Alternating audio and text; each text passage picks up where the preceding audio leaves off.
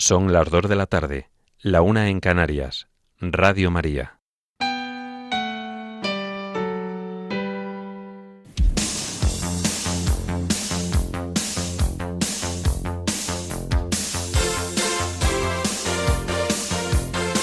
Servicios informativos de Radio María.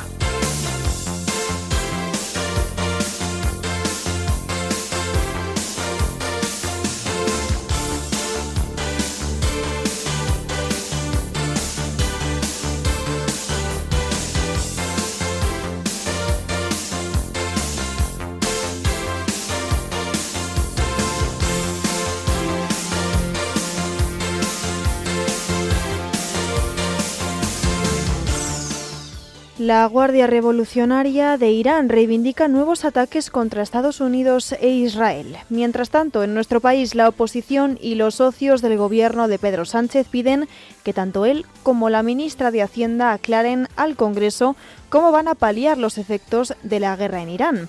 Y Cáritas Española moviliza 150.000 euros para ayudar a los afectados de la guerra en el Líbano. Estas y otras noticias en el informativo que ahora comenzamos. Muy buenas tardes.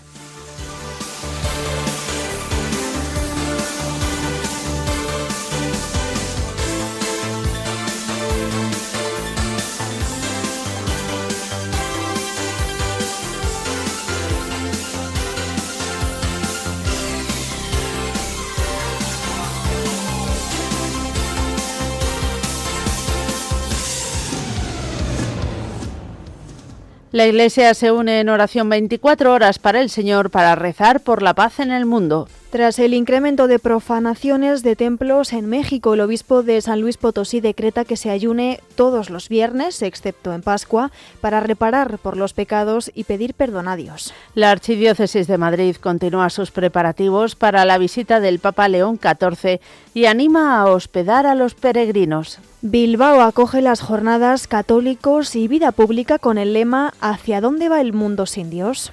Estados Unidos da luz verde a la compra de petróleo ruso, ya cargado en buques ante la subida de precios. Cuba anuncia la liberación de 51 presos políticos por la mediación del Vaticano. En España, la inflación se mantiene en el 2,3% en febrero y rompe la racha de 3 meses de descensos. Israel critica al gobierno español tras el cese de su embajada y lo vincula a las amenazas de Irán sobre el estrecho de Hormuz. Y en deportes, el tenista español Carlos Alcaraz supera al británico Cameron Norrie y se mete en su quinta semifinal seguida en Indian Wells.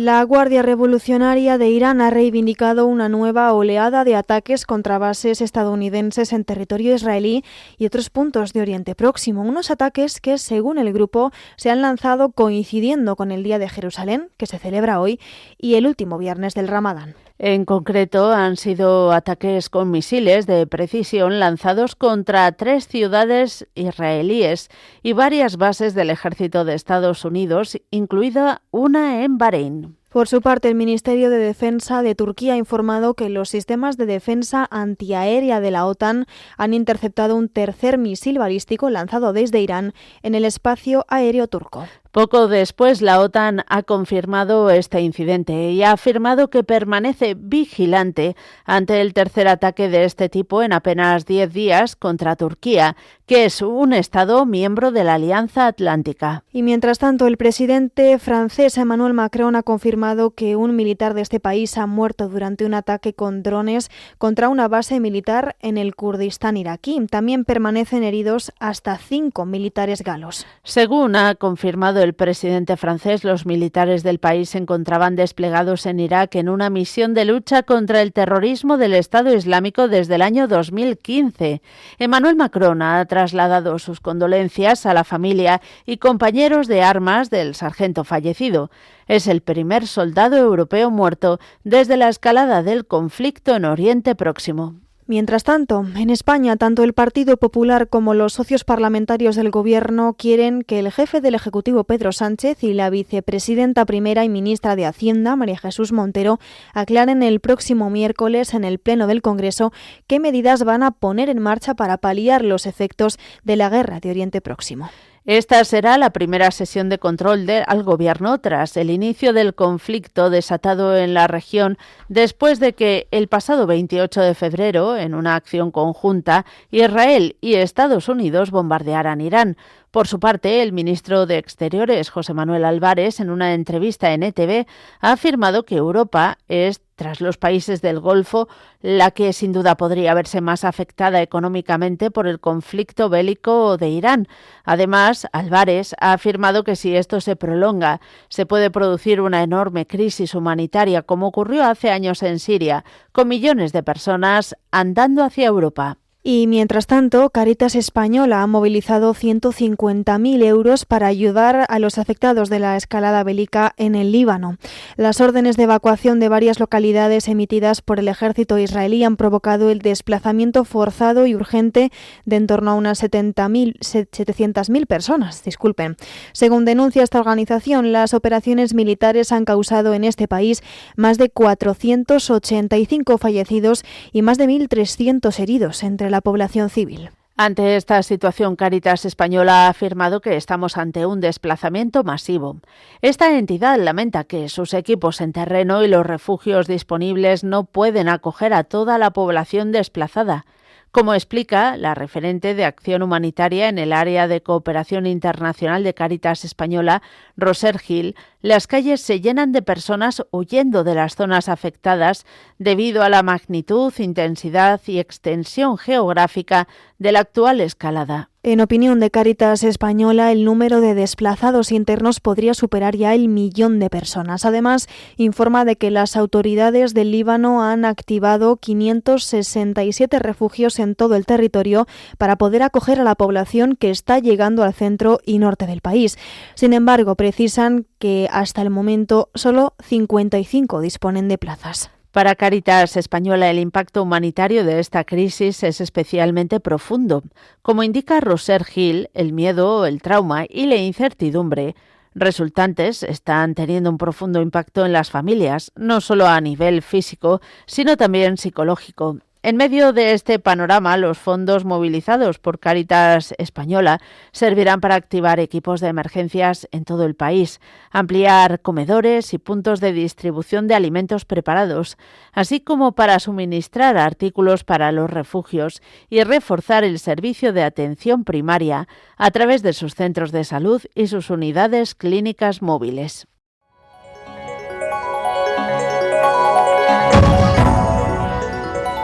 Noticias de la Iglesia en el mundo.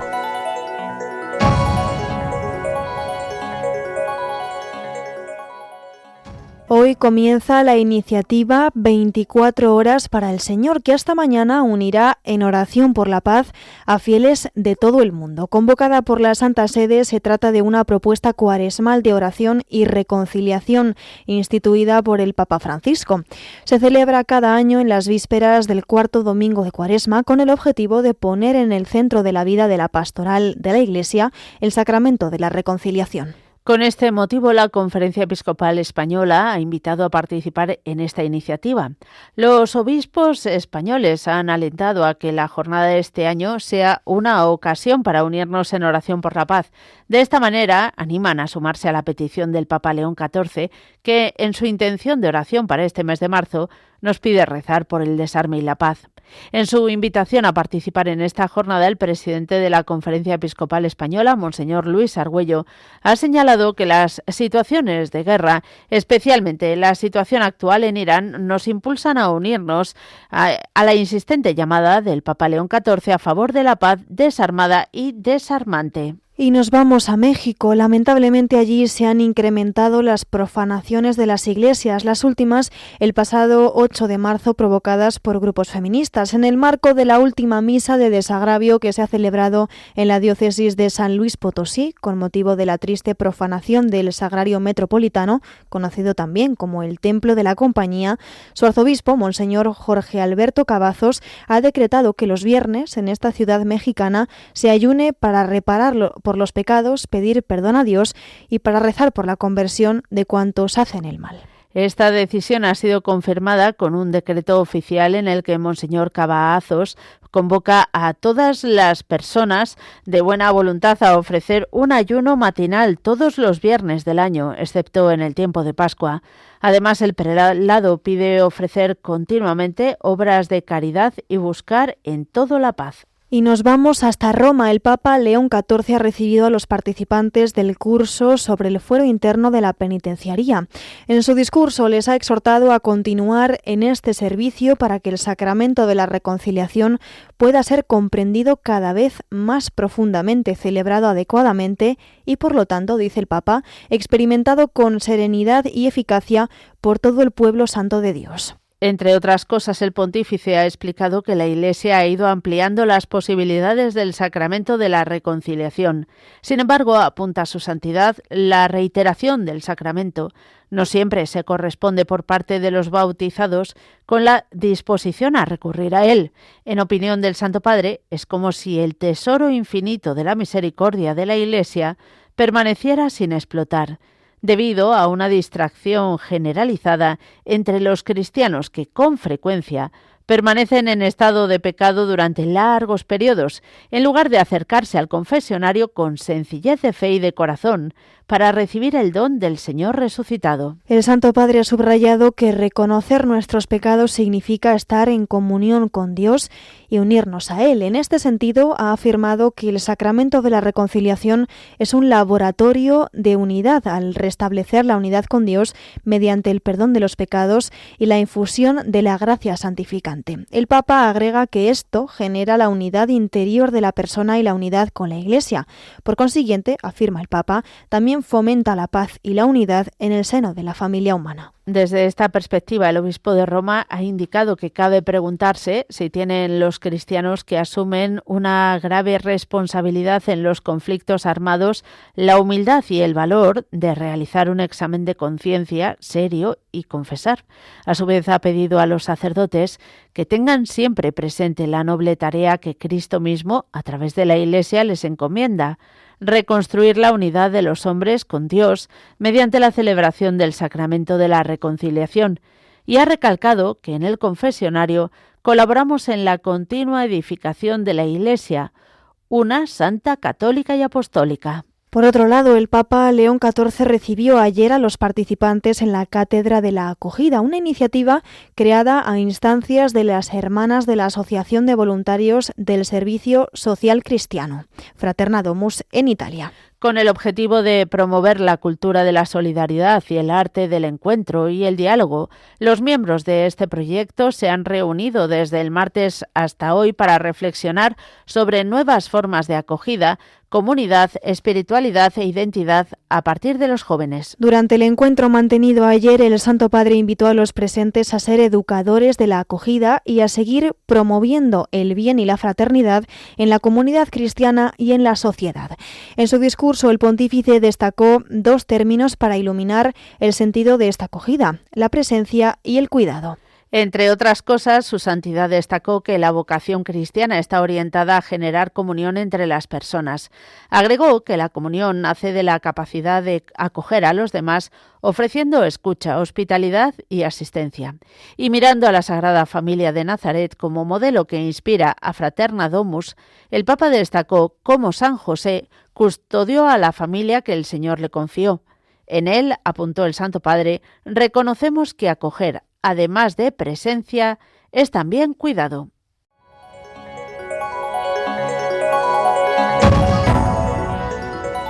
Noticias de la Iglesia en España. La Archidiócesis de Madrid continúa sus preparativos para la visita del Papa León XIV el próximo mes de junio. Desde el Arzobispado animan a acoger y hospedar a los peregrinos, inscribiéndose a través de la plataforma oficial madrid.conelpapa.es. Además, la Archidiócesis de Madrid ha hecho llegar una carta a párrocos y responsables de la acogida y el alojamiento para agradecerles, en primer lugar, su disponibilidad para abrir las puertas de las parroquias, de las comunidades y de sus propios corazones a todos los peregrinos que acudan a la diócesis esos días. En este texto se les pide que no olviden la hospitalidad, asegurando que por ella, algunos sin saberlo, hospedaron a ángeles.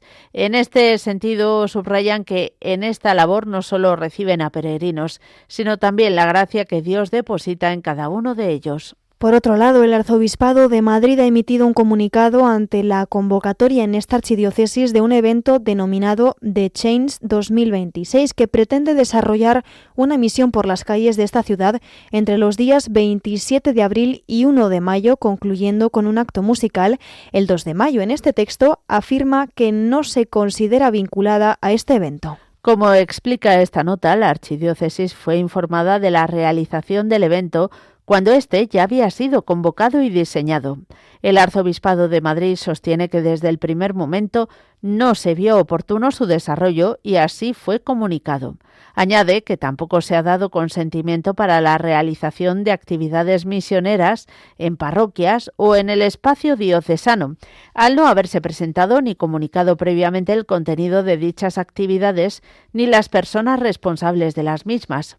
El arzobispado madrileño asevera que, dado que se trata de un evento de carácter interconfesional, tampoco la Delegación de Ecumenismo y Relaciones Interconfesionales de la Archidiócesis se ha involucrado en dicha organización ni se ha contado con ella en ningún momento para ese efecto.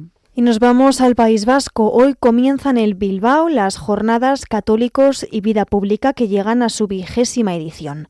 Organizadas por la Asociación Católica de Propagandistas, tendrán lugar en el Palacio de Congresos y de la Música Euskalduna.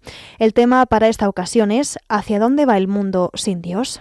Como explican sus promotores, en estas jornadas quieren abordar con serenidad y audacia y dar una respuesta creativa a esta inquietante pregunta. Para ello, cuentan con ponentes que ofrecen las claves interpretativas de la realidad actual. La apertura tendrá lugar esta tarde. El periodista y corresponsal en el Vaticano, Jesús Colina, analizará los retos del Papa León XIV ante el mundo de hoy. Además, el rector honorario de la Universidad Abad Oliva CEU, José María Alsina, pronunciará una conferencia titulada ¿Es posible vivir sin esperanza? Mañana las sesiones comenzarán con una mesa redonda titulada Dios y el mundo de la empresa. A lo largo del día habrá conferencias y testimonios que abordarán cuestiones como el sentido cristiano de la vida cotidiana, la educación, la literatura y la escatología. También reflexionarán sobre los desafíos tecnológicos actuales. Concluirán con la celebración de la Santa Misa presidida por el obispo de Bilbao, Monseñor Joseba Segura, a las 8 de la tarde. Y hoy, por otro lado, comienzan en Salamanca el Congreso Diocesano de Vocaciones, con el título Vivo para quién soy. Este evento se va a desarrollar hasta el domingo. Según ha comunicado el obispado, van a participar a más de 500 personas de diferentes edades y lugares de la geografía diocesana. Durante esos 3 días compartirán momentos de oración, reflexión y encuentro con el deseo de reavivar la cultura vocacional en la diócesis. La diócesis de Salamanca ha presentado este congreso con una invitación a reavivar la cultura vocacional y fortalecer la comunión de la Iglesia diocesana. El obispo de esta sede, Monseñor José Luis Retana, ha agradecido a Dios por este momento, a la vez que ha reconocido el trabajo y la entrega del equipo que forma la mesa vocacional. Monseñor Retana explica que el Congreso nace del camino iniciado con el Congreso Nacional de Vocaciones, celebrado en Madrid el año pasado, en el que tuvieron la experiencia de ver una Iglesia unida en la diversidad de carismas. El encuentro se celebra en el Colegio Calasanz. El programa cuenta con distintas ponencias, talleres y momentos de oración y convivencia. La acogida será a las 6:30 de esta tarde y posteriormente habrá un acto festivo inaugural y a las 9:30 de la noche una vigilia de oración. Mañana el día contará con varias conferencias. Por la noche habrá un concierto con el cantautor Migueli y el grupo próxima. El domingo por la mañana los participantes irán en peregrinación desde el Colegio Calasanz hasta la Catedral Nueva, donde el obispo de Salamanca, Monseñor José Luis Retana, presidirá la Eucaristía de clausura. Y también les informamos de que la oficina del Comisario Pontificio de los Monasterios de Belorado, Orduña y Derio ha comunicado que la posesión del monasterio de Santa Clara de Belorado ha retornado a las clarisas. Tras producirse ayer la ejecución del desahucio de este monasterio, esta oficina ha explicado que una comitiva judicial acudió al monasterio para ejecutar la sentencia de desahucio ratificada por la Audiencia Provincial de Burgos. La comitiva judicial ha hecho entrega de las llaves del monasterio a la representación procesal del monasterio de Santa Clara de Belorado, entidad propietaria del inmueble y cuyo representante legal es el comisario pontificio Monseñor Mario Iceta, arzobispo de Burgos. La comitiva judicial, junto a la representación del comisario pontificio y de la Federación, ha recorrido las dependencias del monasterio para evaluar el estado en que se ha encontrado el inmueble en el momento de su recepción, así como la integridad de los bienes muebles que contiene. Muchos de ellos son bienes eclesiásticos, multiseculares e incluso obras de arte catalogadas. Después de realizar el oportuno inventario de bienes, los servicios jurídicos analizarán la situación y se procederá en consecuencia para recuperar aquellos elementos pertenecientes a la comunidad religiosa que no se encontrarán en el monasterio. Según expresa el comisario pontificio, el futuro del monasterio dependerá de la decisión que a este respecto adopte la Federación de Clarisas Nuestra Señora de Aránzazu, en la que sigue integrado el monasterio de Santa Clara de Belorado. La comunidad monástica, legítima propietaria del monasterio, sigue compuesta por las hermanas mayores que no secundaron el cisma y que actualmente residen en distintos monasterios de la Federación.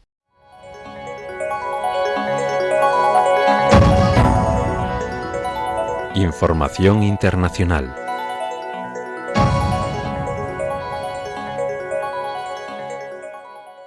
El Departamento del Tesoro de Estados Unidos emitió ayer una licencia para que los países puedan comprar petróleo ruso que ya esté cargado en buques, pese a las sanciones a Rusia por la guerra en Ucrania. Es una medida que pretende paliar, dicen, el aumento de precios del petróleo por la interrupción del tráfico en el Estrecho de Hormuz. El secretario del Tesoro estadounidense ha indicado que es una medida de alcance limitado y a corto plazo aplicable solamente al petróleo que ya esté en tránsito y afirman que no supondrá un beneficio económico significativo para el gobierno ruso. Cambiamos de asunto. El Parlamento de Senegal aprobó ayer una ley que endurece las penas por mantener relaciones homosexuales. Esta legislación incluye hasta 10 años de cárcel para los condenados, además de cuantiosas multas, por lo que en Senegal consideran actos contra natura. La normativa ha salido adelante con el visto bueno de 135 diputados senegaleses y 3 abstenciones, por lo que se reformará el Código Penal. En la actualidad, estas relaciones estaban penadas como máximo con 5 años de prisión. Además, la nueva ley autoriza al gobierno de Senegal a castigar acciones que impulsen o propicien relaciones entre personas del mismo sexo, incluido a través de organizaciones y medios de comunicación.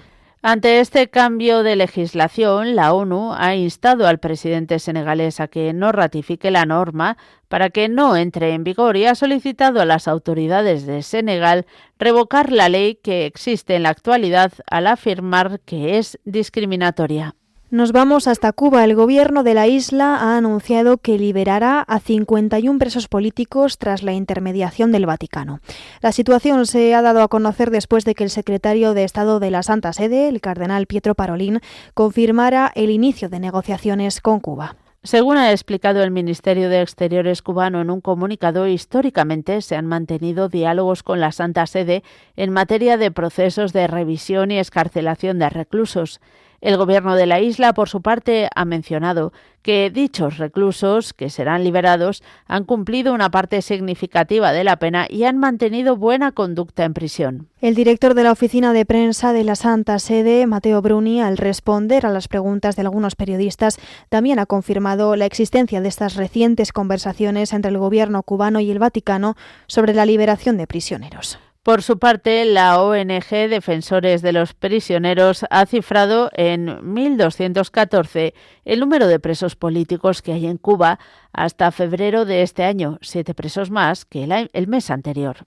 Y cambiamos de asunto. Los líderes de 8 Estados miembros de la Unión Europea han pedido a la presidenta de la Comisión Europea, Ursula von der Leyen, que se adopten medidas para prohibir la entrada al espacio Schengen a excombatientes y combatientes rusos, dado a que suponen, afirman, una amenaza para la seguridad regional. La solicitud se realizó mediante una carta firmada por los jefes de gobierno y de Estado de Alemania, Polonia, Estonia, Finlandia, Letonia, Lituania, Rumanía y Suecia. En el texto señalan los riesgos para la seguridad interna de la Unión Europea por el posible movimiento de soldados rusos hacia el espacio Schengen, entre ellos más de 180.000 condenados que fueron reclutados en prisiones rusas y enviados al frente de Ucrania. Además, han alertado de que, dada la libertad de movimiento dentro de Schengen, el impacto en la seguridad no depende de qué Estado miembro haya expedido un visado o permiso de residencia y, por lo tanto, cualquier entrada puede tener consecuencias graves para la seguridad.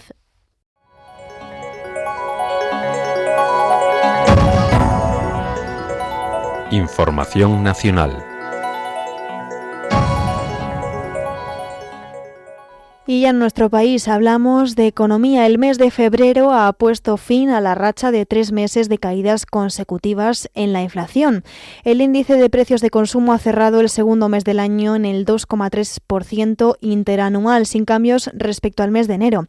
Una estabilidad que se explica por el abaratamiento de la electricidad, que contrarresta las subidas en restauración y en los alimentos. Los huevos siguen liderando la inflación de los productos alimentarios en la comparativa anual, con un incremento del 30,1% respecto al mismo mes del año anterior, mientras la fruta fresca anota con un 6,3%, un importante encarecimiento en los últimos 30 días. Por su parte, los precios de los restaurantes y de los servicios de alojamiento se han disparado hasta el 4,8%, 3 décimas más que en el mes de enero, mientras los alimentos y bebidas no alcohólicas han subido al 3,2%, 2 décimas más. Y por autonomías, la Comunidad de Madrid ha registrado la tasa de inflación más elevada, seguido de la Comunidad Valenciana y Extremadura, todas ellas por encima de la media general. Enfrente, Principado de Asturias, Castilla-La Mancha, Cataluña y La Rioja han anotado las más bajas. Y en materia de construcción les contamos que la producción de este sector se ha desplomado un 9,9% interanual en el mes de enero, en contraste con el repunte superior al 7% del mes anterior. Así lo ha informado el Instituto Nacional de Estadística. El descenso de la producción en el sector ha sido consecuencia de la fuerte caída registrada en la construcción de edificios, que retrocedió un 26,1% interanual, y en menor medida de los retrocesos en las actividades de construcción especializada y en la ingeniería civil.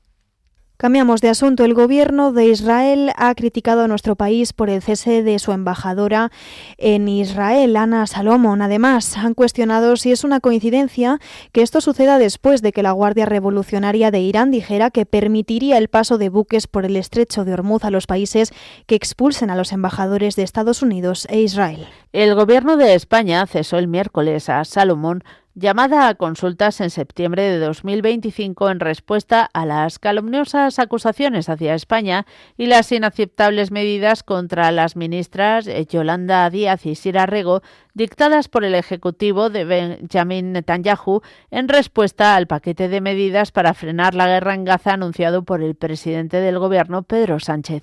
Mientras tanto, diputados de Esquerra Republicana, Juntos por Cataluña, Podemos, Compromís y el Bloque Nacionalista Gallego han registrado en el Congreso una proposición de reforma del reglamento de la Cámara Baja que persigue rebajar los requisitos necesarios para constituir un grupo parlamentario propio. En concreto, los diputados firmantes quieren modificar el artículo 23 del reglamento, que establece que para tener grupo parlamentario propio hay que contar con al menos 15 escaños o superar los 5 diputados más un 5% de los votos en todo el país o un 15% en todas las circunscripciones en las que se concurre. Con su reforma pretenden cambiar ese único artículo para rebajar del 5 al 3% el porcentaje de votos a nivel nacional para conformar grupo propio y del 15 al 10% en las provincias en las que se presentan. Al inicio de cada legislatura es habitual que los partidos pequeños tengan problemas para sumar los diputados y porcentajes que exige el reglamento para constituir un grupo parlamentario propio, lo que ha llevado a los grandes partidos, en ocasiones, a prestar puntualmente a alguno de sus diputados.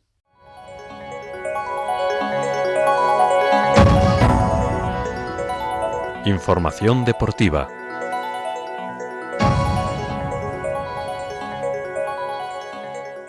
Hoy en Deportes hablamos de tenis. El español Carlos Alcaraz ha superado al tenista británico Cameron Norrie y se ha clasificado para su quinta semifinal consecutiva en el Masters 1000 de Indian Wells en Estados Unidos, en el que se va a medir al ruso Daniil Medvedev. El español número 1 del mundo derrotó a Norrie, número 29, por 6-3 y 6-4 en 1 hora y 33 minutos. Norrie es uno de los pocos tenistas en el circuito que se siente cómodo compitiendo con Alcaraz.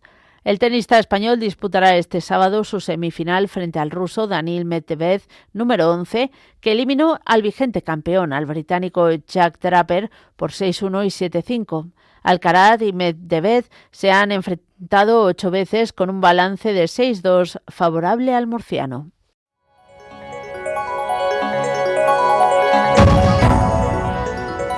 Noticias autonómicas.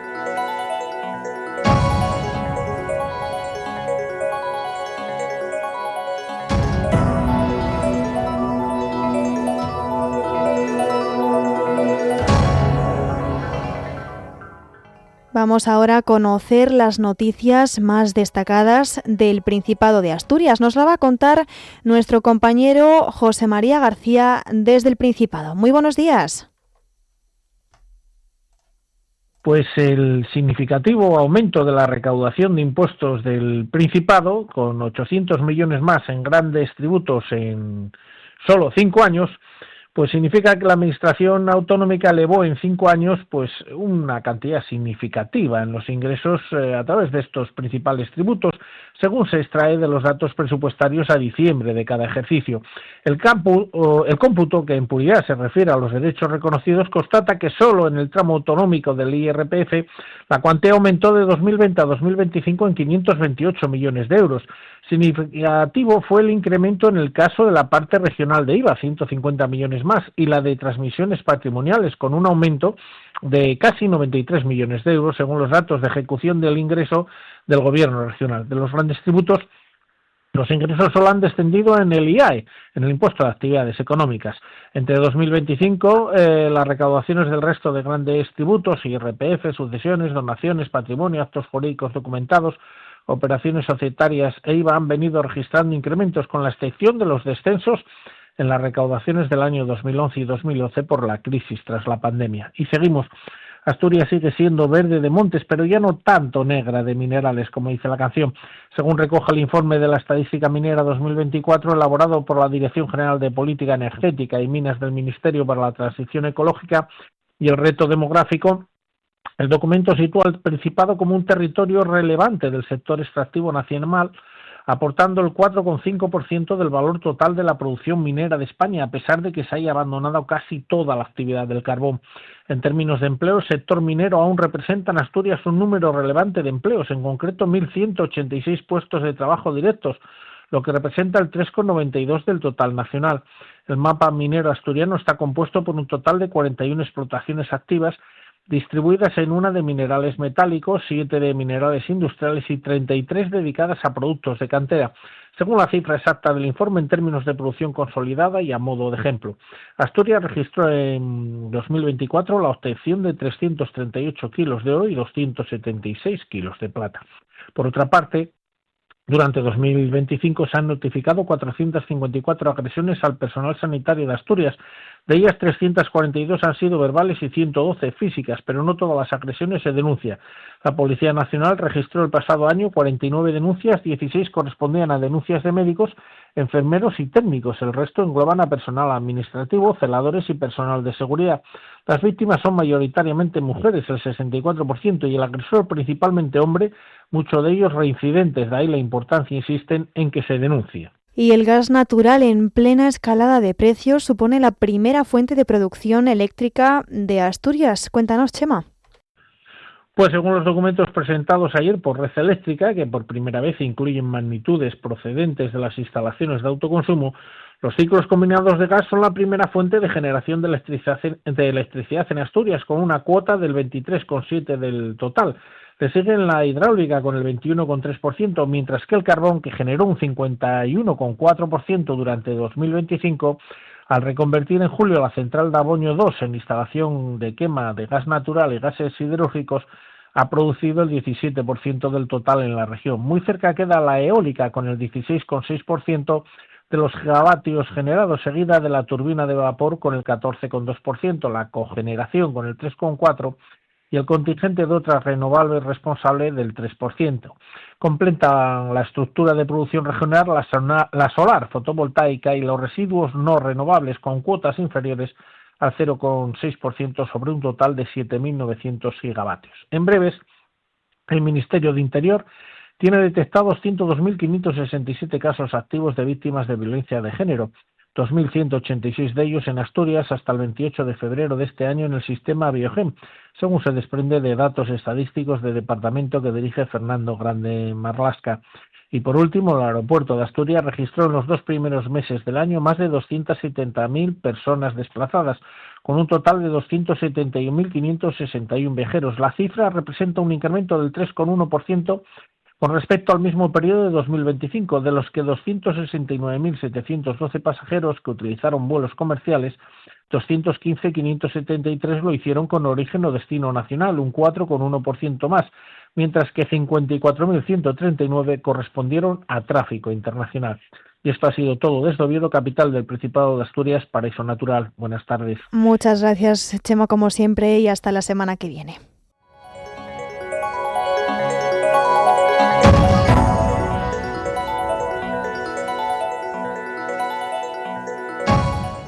Y vamos a terminar ya este informativo con la previsión del tiempo para este fin de semana realizada por Miriam Herraiz. Esta tarde aumentará la nubosidad en gran parte del territorio nacional. El viento soplará con fuerza en el archipiélago canario y en el noroeste peninsular.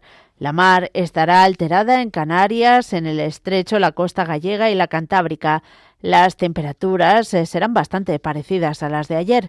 Mañana sábado comenzaremos el día con cielos nubosos en la mayor parte de nuestra geografía, con precipitaciones en el norte, nordeste y en el archipiélago balear. También se esperan nevadas en los Pirineos y en los sistemas montañosos del norte y sistema central. El viento seguirá soplando con fuerza en los sistemas montañosos, en la costa catalana, en el Estrecho y en la costa cantábrica, así como en ambos archipiélagos. La mar también estará alterada en Canarias y en la costa cantábrica. Las temperaturas subirán las mínimas y bajarán las máximas. Y el domingo amaneceremos con nieblas en puntos del norte y en el cuadrante sureste peninsular. Tendremos precipitaciones en puntos del norte, del este y del sur, siendo de nieve en los sistemas montañosos. El viento soplará muy fuerte en todo el este peninsular, los Pirineos, el sistema central y en ambos archipiélagos. Se espera mala mar en todas las costas españolas y las temperaturas bajarán de nuevo las mínimas y subirán las máximas.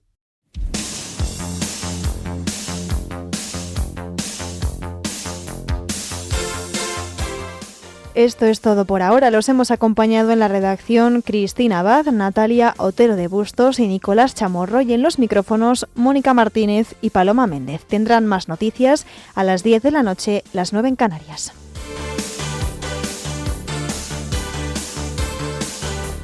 Informativos de Radio María.